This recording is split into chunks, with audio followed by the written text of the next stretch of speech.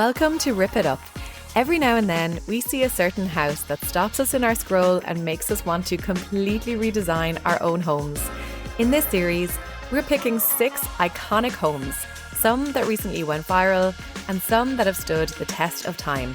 We'll be discussing design elements, colour palettes, items we love, things we would change, and breaking down how to recreate the look on a more realistic budget. This is Unpacking Iconic Homes. Welcome back to the podcast. Hi, Kate. Hi, Jen. Third up in our limited series, we're going to do 6. This is number 3. This is number 4. Yeah. Is Athena Calderone. Calderone or Calderone? Calderone, I think. AKA EyeSwoon, who is one of the most influential, I would say, people. And I'm struggling with the word to define her here because she's so many things. Yeah.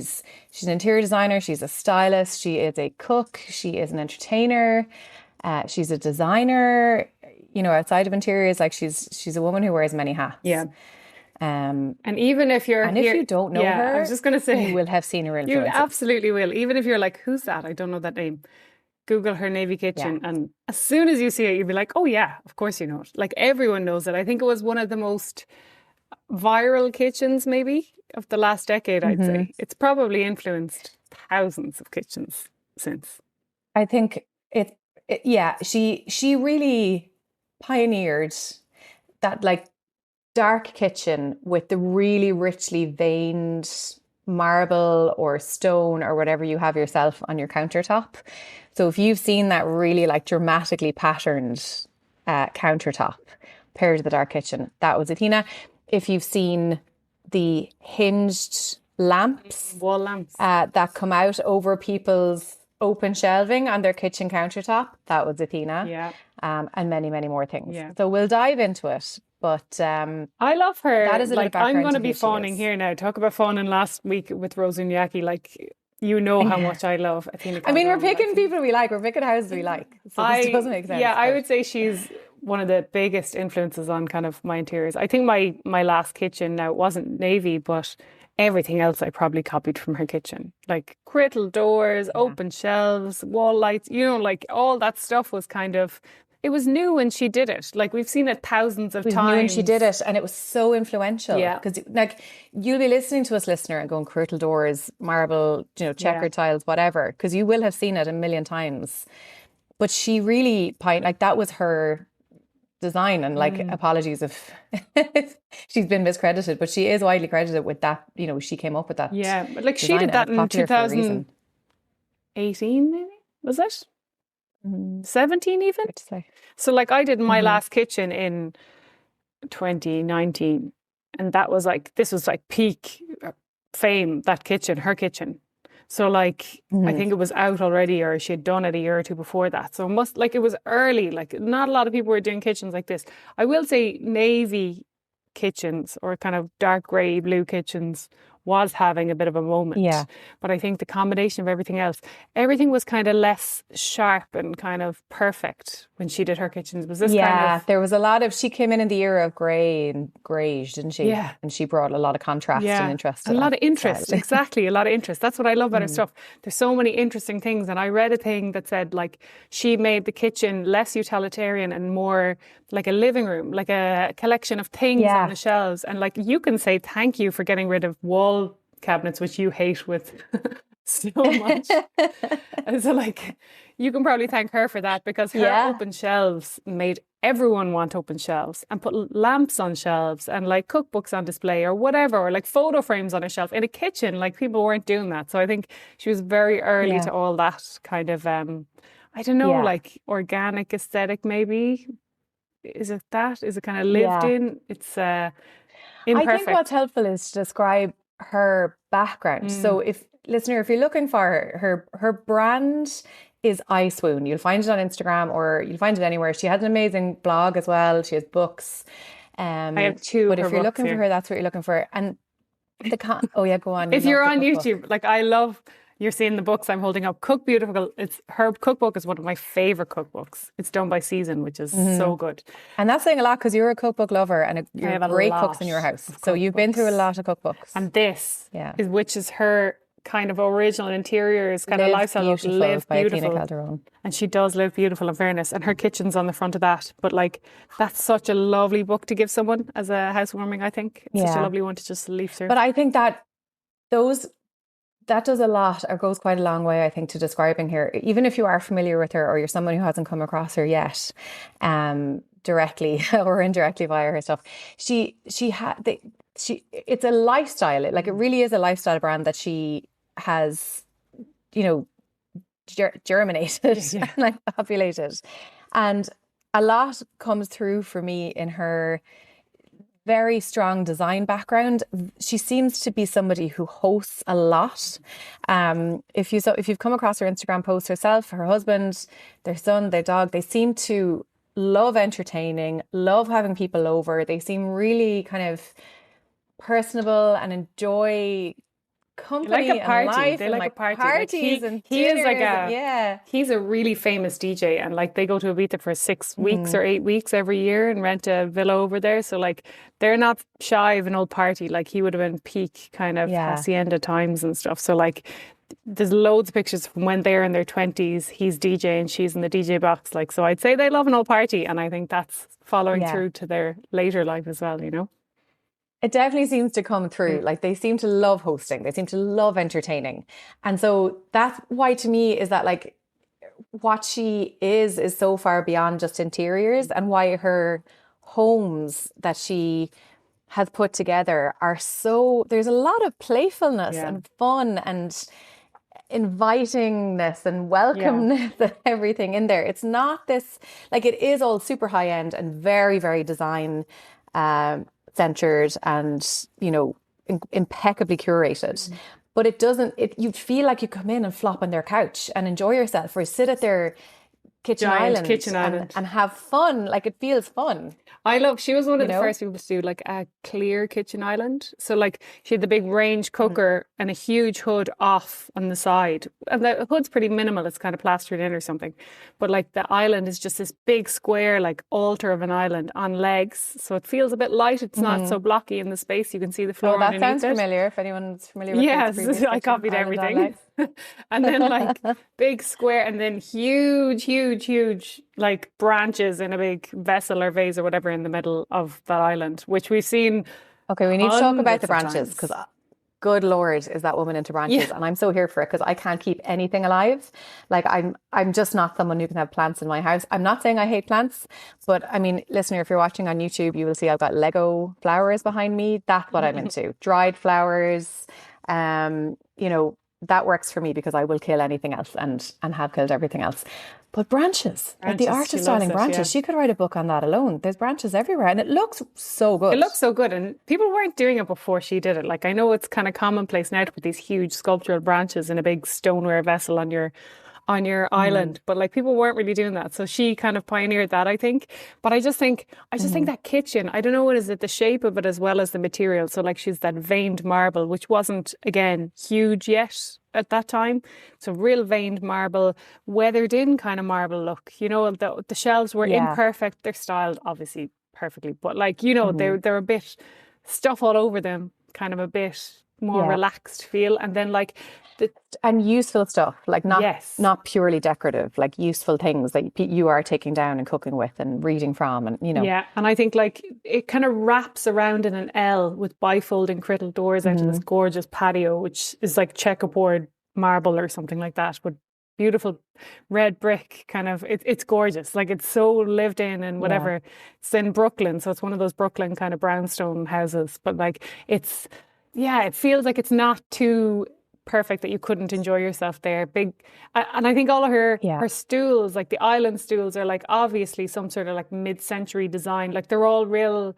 Oh, they're so comfortable looking. They're really, like, I just hate island stools. I don't know what it is. There's so few that I've seen that I really like and would want to sit at. Yeah.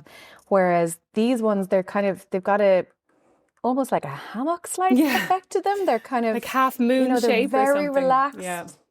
Yeah, half moon shape. They're really relaxed. They really look like you could just pull them out. They've got footrests, Yeah. which is critical because I average height, but my feet never reach the bloody ground on these things. They're not too high. They look almost like they're like almost like sun chairs Yeah. with their kitchen island stools. Sounds bizarre, but they're super comfortable. Yeah, and if looking. you're watching I on would love YouTube, to you pull can up kind one of of see those. the comfy stools, island stools. Now, you'd need more Yeah. than two, being honest. Like 2 island stools is just a push too far for me. You probably need at least 3. No, you've but lost me there because I'm not having. What are we doing? Sitting 3 in a row? Get I out of know, here! yeah. I'd have them curved around the Yeah. island, but no. Yeah, no, but they are like, it looks Who's sitting in the middle? comfortable. Not me. Yeah, but you see, like, I think, I don't know, it's just very lived in, even though it's obviously very, very styled. But like all those weathered materials, the veined marble, the kind of, big earthenware vessels. She was so ahead of her time on so much of this. Even the herringbone floor, I think she was early at that as well. Yeah. Jesus, I'm actually And the mortified checkerboard looking at this, tiles, that how was much early. I tried to copy from my last kitchen. Well, I have the same color. I have railings on my kitchen, and this looks, if it's not the same, it's Yeah. very similar color. That incredibly rich black Yeah. navy. The hinged lamps those that come down lamps. over. The ones that are, if you're listening, they're triangle shaped. They're like a Lampshades with a kind of a kind of cut see them now. out the back Yeah. of them. Is that what you call it? And I think I So read somewhere, beautiful, but they're or everywhere. I watched a video of her, I think maybe, that one of these is an original that was in the house from the 1950s, like an Italian design, and then the others are replicas. So she got the other 2 made to match. Oh, cool. And you can actually buy those on her atelier or her shop now. So like, yeah, I think You can buy a lot of stuff, or if you can't buy it, she shares a lot of stuff. Yeah. And like, presumably there's obviously a business behind that, but like the woman does not gatekeep. Like No. she shares a lot. she shares a lot of her design inspiration and her style, and she has a lot of collaborations and stuff going on as well. But I mean, if you're looking for information about her house and her design and her style, you will find it there. Yeah. Like it is, she's really generous, I think, with her. She's really giving with her information. And like some of her old blogs, like I thought her old blog was so good, like everything down to like every finish on the knobs was given, paint colors, like everything. She just gave it all away. The reasoning behind it, how she arrived at those decisions, like her process, which is really fascinating. Yeah, but I think this kitchen now being 10 years old maybe still looks so fresh. Like if you walked into anyone's house and saw that kitchen, you'd be like, beautiful, perfect. Yeah, Even it today. is perfect. I die for it. But also perfectly imperfect because you would live in it and have fun in it and use things in it and not worry about throwing your cardigan over the back of one of those kitchen island chairs, So to look at this kitchen, like Just fun. we kind of talk in this season about kind of recreating this, and I think this kitchen's been recreated so many times, and she gives you all the information you need to recreate it. But like we have the colors, we spoke about that, the veined marble, the worn in brass, those kind of wall lights, open shelves, no kind of wall cabinets. She does have kind of a tall bank cabinetry tucked over the other side, but you don't really see it from a lot of the angles of the photos. But like, I think... And I'm fine with the tall bank of cabinetry away. I just don't like it in your face when you're cooking at your range. And I think like, there's still a lot of storage here. The door sizes are all different and stuff. And the knobs are quite ornate, I'd say here. She probably sells those as well. They are. And crittle, like crittle all over. And even if it's not crittle as in actual steel, the front windows of the house are all painted black as in the original sashes and stuff like that. So I think she was kind of early in that. There's something to be said there. It's very high contrast. Yeah. It's a really high contrast kitchen. And actually, now that I think about a lot of her design, it is really high contrast. Like there's a lot of blacks and really rich. She's not afraid of color at all. No. And that's not to say that she's a maximalist or that there's lots of color, but she's not, like we've spoken a lot about on this season as well about that, like the neutrals and the pared back and the linens and the plaster and all that. And she does have that too. And that is just because like using natural materials is, it's such a winner. It's never going to go out of style. It always looks amazing and always looks premium because it is premium. But she is someone who, it's not all neutrals. It's not a palette of neutrals. Like it is strong contrast. There's lots of shape in here. There's lots of patterns brought in through the checkerboard, through the furniture. Like her patio furniture that we're looking at here, if you're on YouTube, is what looks to be like black wrought iron potentially, and it's curved and curled, and the no doubt like painstakingly chosen and probably hunted down, because I know she looks a lot into like antiques and vintage pieces. And another thing that she does really well, I think, in all of her homes, like we're looking a lot at her Brooklyn townhouse here. She has a new home in Tribeca. She has one in the Hamptons. Is that they're all very different, but very true to the original style and character of the property itself. I agree. Which is always going to work. Like that's always a good tip. You know, marry your style with the character of your actual property. I actually think in this Brooklyn townhouse, even beyond the kitchen, she kind of pioneered a lot of stuff as well, like the paneling. Like I know paneling is probably original in some parts to this house, but that very pared back, almost white walls everywhere, but then the detail in the paneling. Even their bedroom, very serene, very pared back, almost white, but a bit of kind of low paneling below the kind of data rail or kind of chair rail. And still a bit of contrast. Yeah. You know, there's a really rich, like ruby, burgundy, almost like red velvet with black wrought iron legs bench at the end of their bed. And that's kind of picked up with some lovely art, like stone art in a similar kind of red colour. There's mustards in there. There's rich greens in there. There's blues throughout. Yeah. And again, lots and lots of contrast with the original black fireplaces, tiles, wrought iron, the stairs. Like it's bold. Is that a good word for all of her styles? It's really bold. Yeah, it's brave. And I think one thing that's interesting to look at is how she got kind of braver through the houses. So like a Brooklyn townhouse, obviously iconic, right? Like everyone kind of knows that kitchen. And then when you go to her next house in the Hamptons, she had one somewhere in the Hamptons, Amagansett or something. But that house is so beachy and linen and limewash and like still looks really fresh, which is not long after, I would say, the Brooklyn brownstone one. So I think like that one is very, I don't know, suitable for where it is, but still her personality comes through, you know, those collected kind of arty pieces and design pieces, and but then some really cool, you know, features in it, you know, the brave features, like we were speaking about this before, like the weird roof or ceiling she has, and one part of it is like made of rope or twine or something like that, which is kind of a nod to beachiness and weathered old woods. You don't see it as weathered in her Brooklyn house, but like still her personality is there, I think, in this kind of Hamptons house as well. Yeah, again, very true to the surroundings, very true to the property. There's a lot at the Hamptons there. It's much more of a coastal blues and greens, and you're right, kind of almost driftwood style wood furniture. It looks to me like a lot of green undertone coming through in the more neutral paint colours, both in the living room and in the kitchen, which is so nice and relaxing and holiday vibes. I just love it. But that ceiling, I'm obsessed with that ceiling. I don't know what it is. It literally just looks like layers and layers of ropes that are all held up with, you know, wooden beams that are not spaced too far apart. But what a ceiling. Like it's all texture, it's all movement.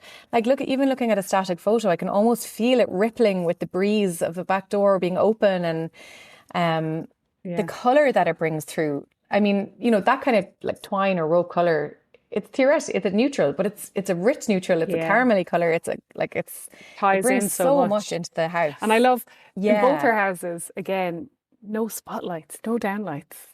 There's a theme here, guys. There's a theme here. All these iconic homes, pretty much none of them have downlights.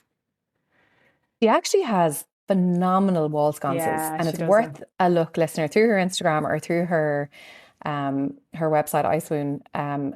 The woman has incredible taste in wall sconces. Yeah, and she sells a lot of them. Everyone listening knows that I love a wall sconce. Like, I just love diffuse wall lighting, and she does an amazing job. Yeah. And I think she sells a lot of the hardware and a lot of the lighting and stuff on her atelier, she calls it.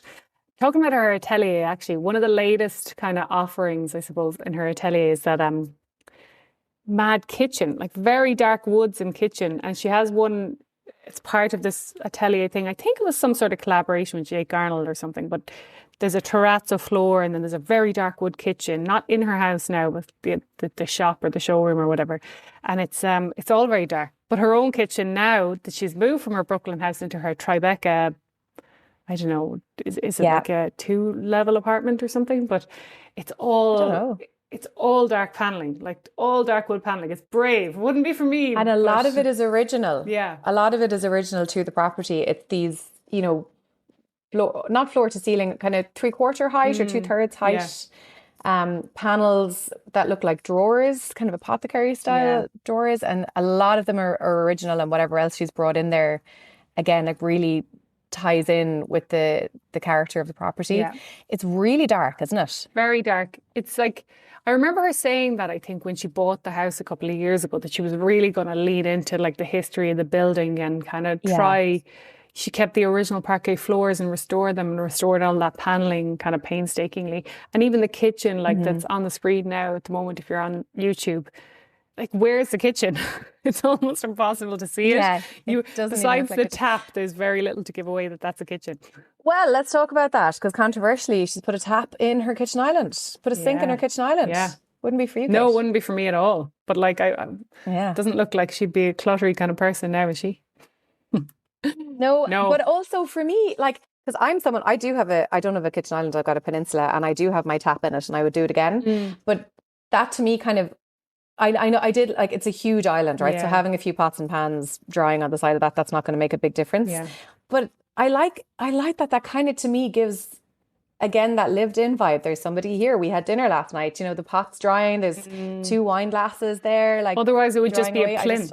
And I wonder, is this kind of by design, in that she was trying to like not change the layout of this house too much? And if you see the other run opposite the island, it's kind of behind these weird, I don't know, steel glass doors maybe, that are very much a kind of a mid-century feel to them.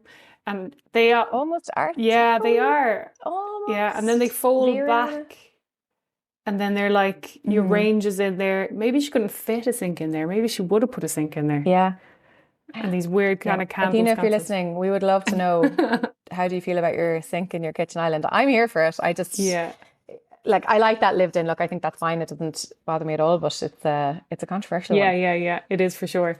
Then so this one, I mean, there's been a lot of talk on Instagram about this already, because her last kitchen was so incredibly influential. Will this one be? And it's hard to see if it will, because it's so specific to the character of the house, to that Tribeca house that they're living in now, or apartment, that I would think that would be difficult to replicate, but hard to say. Very brave. Like you were saying earlier, there's almost a slight kind of 70s vibe to it, and I totally see what you mean. There's browns, all that really dark, rich wood paneling, and then it's a red limestone, like a brownish red lint-like island, like, it's like a real block, isn't it? Like, it looks like a real block. Like, even the sink is like carved out of it almost, Besides the tap being there, there's very little to tell that that's a sink. And even the tap is burnished brass or something that almost blends with the colour of it as well. So it's all very like invisible, but it wouldn't be for me. It looks like as much of an ornament on the island as it does a sink. It wouldn't be for me. It's very brave. I don't think I'd be that brave, but I also think that shows an kind of evolution of her style over the few houses she's done. She's gotten braver and braver each time. Totally. Yeah. Totally. And I'm such a broken record on this, but it is, she really worked to maintain as much of the original features and style of that house as she possibly could. It's like the minimal intervention and really just bringing it to life and honouring it, which is beautiful. I just very restrained. Some gorgeous lights in there. Do you know what else she has in, this is back in her her previous Brooklyn townhouse, was, and I think she influenced this a lot as well, was one completely colour drenched and really, really dark living room or family room. And it was really small. So, conventional wisdom would say, if you have a small room, paint it in light colours to make it feel bigger and bring in the brightness and blah, blah, blah, blah. And she was, if not the first, at least one of the first to say, actually, it is dark anyway. It's, I'm going to lean into that. I'm going to make it a really cozy cave. And she colour drenched it in this really, really dark, rich, kind of navy-ish colour. And had, rich, dark furniture in there and leaned into the smallness of it. Yeah. It's almost like more of an indigo. I don't know if it's railing. It's kind of hard to see on screen. There seems to be a weird texture in the walls as well. In some of the pictures, you can kind of see it. Almost I wonder, like a wash. Like a chalk paint? Yeah, maybe. Like an Annie Sloan type paint, maybe? Maybe. But yeah, I've seen I love it. different It's so versions cozy. of this room now. Obviously, it's styled for different magazines or whatever. But some versions show this kind of light sofa, which is a weird timber frame, and then some of them have this kind of is it like the Marenko style kind of cushiony sofa? You know, the one that looks like there's no structure on it, in like a dark color, dark red or maroon or something as well. So I'm not sure which the actual real one is. And then those lights. See the wall lights in this navy room? Yes, I have seen. So we're looking at 3. They're almost like the horizontal lamps that you would see coming over art and shining down onto artwork. No, I'm talking on the right hand side. Oh, the wall lamps. Oh, See sorry. the weird dangling kind of ones? They look like ponytails. Oh, yeah. So they are, if I'm not mistaken, because I saw them at the Porter & Jones studio launch, they look like apparatus lights, and you can like change the colour of every bit and all this, like in this mad cool horse hair and stuff, like weird kind of lights. But I just think they're interesting. They're here. Very textured. Yeah. They're different for sure. Like you said earlier, like she's brave and kind of pops like this, you know. It's yeah. But I don't know, I just think she's a really interesting person to follow, because I think she evolves and her style doesn't stay the same, and I think every house she does is getting braver. And while her latest house is so brave that I don't think there's going to be like a lot people will take from it, like people aren't going to replicate it like they did that Navy kitchen maybe. I think there's always and maybe elements. shouldn't. Yeah.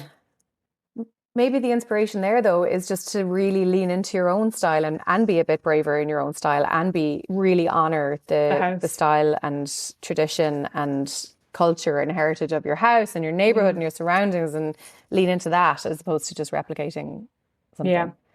Either way, if you don't know her, hard to do. You have to go look at her. To say, hard to do. And buy all her books. You won't regret them. If you're a foodie, definitely buy Cook Beautiful. I would highly recommend it.